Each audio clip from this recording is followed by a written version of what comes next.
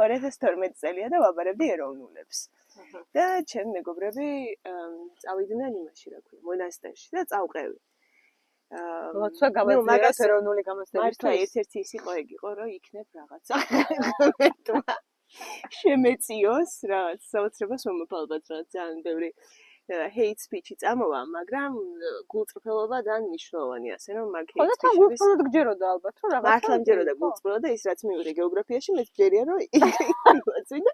ხო და რას მოვაყოლე ეს ამბავი? ერთი დედაო იყო რა, ძალიან საყვარელი იყო, მეგრელები აშკარად ძალიან არევასებოდა რა და მეგრელები მე ძალიან მიყვარს აქედან რომ შევთანხმდე. დედა მეგრელი მყავს მინიმუმ ხაზი რო გავუსვათ და მეკითხება რომ რა გვარი ხარ შვილო და მეთქი მარჯანიშვილო. ოხ, რა კარგი გვარი ქონიაო და დედა რა გვარიაო, გეგელიაო და ესე მოვიდა რა და ესე სურგზე მოვიდა. უშავს.